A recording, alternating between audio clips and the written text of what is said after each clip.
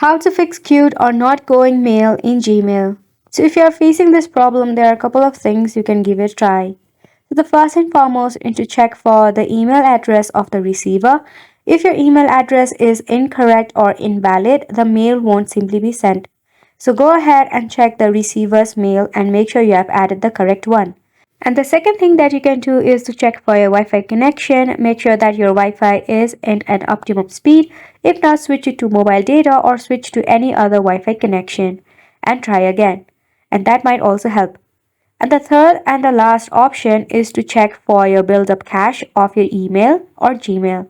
For that, what you have to do is you have to simply tap on the three-line icon at the very top next to your search icon and go to trash.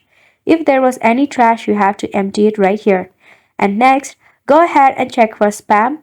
If there are any of the spam that is unnecessary, go ahead and empty your spam right now. After you do that, what next is you can go ahead and exit this application because we'll be checking our app info. So press and hold your app and go to your app info. From right here, tap on storage and cache. Then tap on clear cache. Now once you do all of this step, go ahead and try to send your mail again and the mail will definitely be sent. So make sure to give it a try and thank you so much for watching.